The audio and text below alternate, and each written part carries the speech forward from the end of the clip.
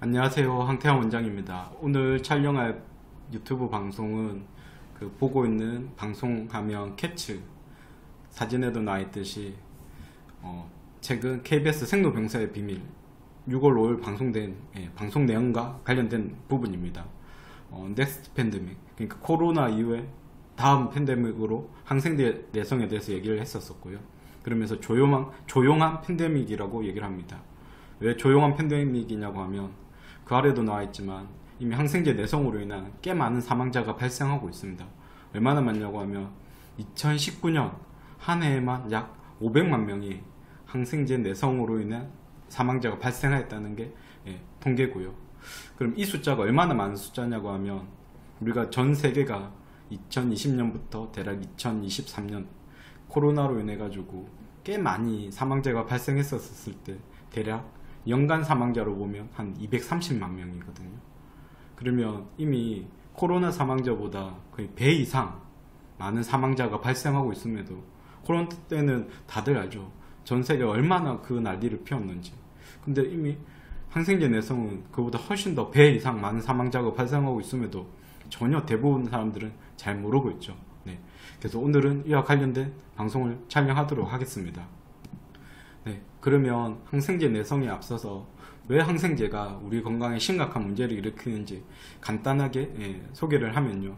항생제는 우리 건강에서 가장 중요한 장내 미생물군, 영어로는 마이크로바이옴이라고 합니다.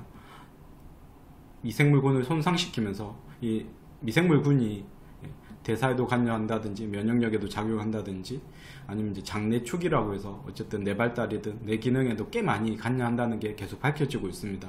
그럼 당연히 이제 대사에 악영향을 주면 비만이라든지 당뇨도 유발할 수 있고요. 그리고 내 발달이든 내 건강에 악영향을 주면 자폐라든지 ADHD, 치매, 우울증이 발생할 수 있습니다. 그리고 당연히 면역력이 손상이 되면 자가 면역 질환, 루마티스라든지 건성, 아니면 알레르기 질환, 비염, 아토피, 천식 같은 알레르기 질환을 유발한다든지, 그리고 가장 심각한 거는 이제 암이 유발될 수도 있습니다. 그리고 직접적으로 장 건강이 손상을 받으니까 과민대장 증후군이라든지 대장용종, 아니면 염증성 장질환인 크론병, 궤양성 대장염도 유발할 수 있고요. 어쨌든 항생제 오남용으로 인한 가장 심각한 문제는 오늘 얘기할 항생제 내성, 슈퍼박테리아의 문제입니다. 그리고 제가 지금 얘기 드리는 이 내용은 최근 서울대 병원 가정의학과 교수님이 이렇게 기고한 글이 있는데요. 그 글에서도 똑같이 얘기를 하고 있습니다. 그 기사 제목은 감기 걸리면 항생제 건강에 직접적인 독이 될 수도.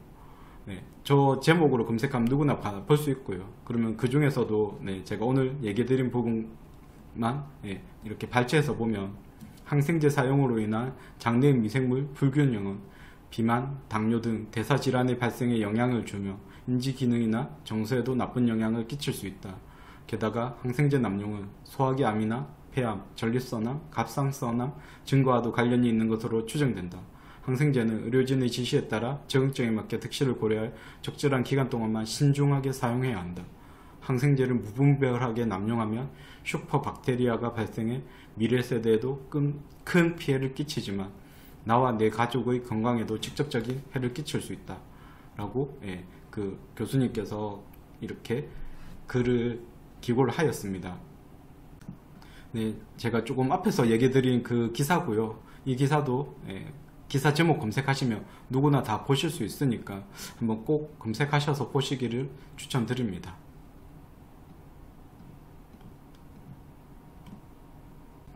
그리고 지금 보고 있는 방송이 제가 처음에 얘기 드렸었던 올해 6월 5일 방송된 KBS 생로병사의 비밀입니다. 항생제 내성. 전문가들은 항생제 내성으로 인해 인류의 미래가 위기에 처해 있다고 말합니다. 저 방송도 한번 꼭 검색하셔서 보시기를 추천드립니다. 그러면 그 중에서 핵심적인 부분만 제가 한번 같이 보도록 하겠습니다. 이미 우리나라에서만 매년 항생제 내성 때문에 10,000명 이상의 사망자가 발생하고 있습니다.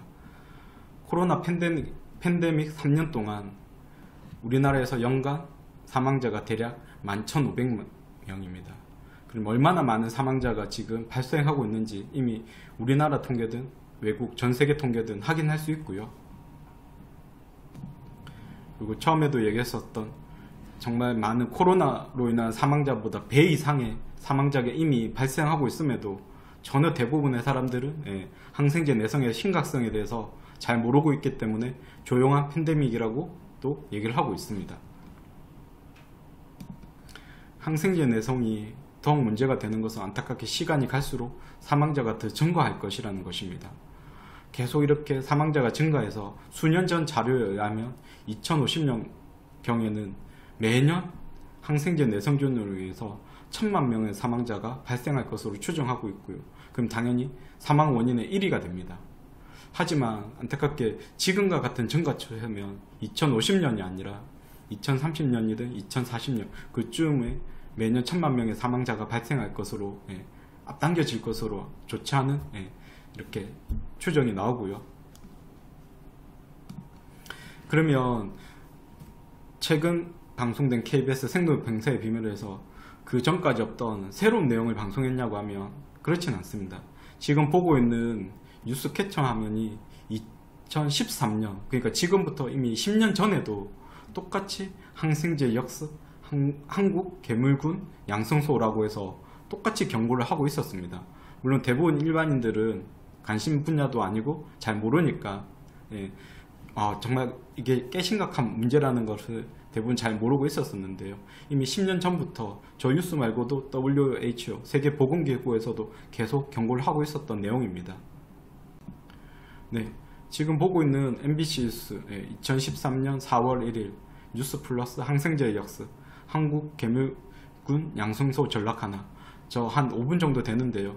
이 방송도 꼭 보시기를 정말 추천드립니다. 항생제 내성 말고도 항생제 오남용으로 인한 여러가지 건강에 심각한 부작용에 대해서도 잘 소개를 하고 있습니다. 항생제 최대 남용 국가라는 사실 아시는죠? 그리고 방송 말고도 이렇게 책에서도 항생제 내성의 심각성에 대해서 이렇게 소개한 책들을 얼마든지 찾아볼 수 있습니다. 지금 보고 있는 책은 서울대 병원 가정의과 전문의 박민수 박사가 쓴 책이 면역력, 인생의 건강이 짐이 되지 않게라는 책이고요. 그럼 거기서도 항생제 내성의 심각성에 대해서 얘기한 내용이 있습니다. 그 부분을 한번 보면 2050년까지 항생제 내성으로 인해 인류는 매년 수천만 명씩 사망할 것으로 예측이 된다고 적혀져 있고요. 안타까운 건 누적된 사망자가 아니라 매년입니다. 오늘 방송을 정리를 하도록 하겠습니다. 항생제 남용으로 인한 여러 질환 발병 및 항생제 내성으로 인한 사망자는 이미 꽤 심각한 수준입니다. 앞에서 봤다시피 지난 10년간 계속 방송이라든지 WHO 아니 우리나라 정부 기구에서도 계속 경고하고 있지만, 그리고 전문가들도 책에서 얘기하고 있지만 대중들의 인식은 꽤 낮은 것 같습니다. 우리나라는 여전히 감기에도 항생제 오남용이 꽤 심각하고요. 얼마나 심각하냐고 하면 돌전 아기들도 감기 항생제를 꽤 많이 먹고 있습니다. 그때만 먹는 게 아니라 계속 커가면서 최소 10년 이상 감기의 항생제를 오남용하는 것을 저는 거의 지금 한 16년 가까이 한의원에서 진료실 지켜보고 있습니다. 그 보고 있는 캡처 화면이 이렇게 인터넷 커뮤니티에 올라온 질문 글이었습니다. 그러니까 이제 부모님께서 이제 아이 건강을 위해서 이렇게 무항생제 이런 제품을 찾아 먹이는데 그런데 아이가 감기에 걸리면 항생제는 엄청 자주 먹이지 않아요? 이런 식의 질문이 올라온 걸 봤습니다. 어떻게 보면 정말 아이러니한 상황인데요. 정말 이 방송 말고도 지금 저희 유튜브 방송, 그리고 제가 저희 블로그 정말 꽤 수년 동안 항생제 내성의 심각성이라든지 항생제 부작용으로 인한 여러 가지 건강상 문제에 대해서 가장 중요하게 얘기를 하고 있습니다. 이전까지는 어쩔 수 없이 항생제를 뭐 감기에도 복용하든 아니면 그 외 여러 기타 이유로도 자주 복용을 했었다면 정말 이제는 달라져야 됩니다. 앞으로는 가까운 한의원 진료를 통해서 항생제 오남용을 줄여주시는 게 좋습니다. 오늘 방송도 끝까지 시청해 주셔서 감사합니다.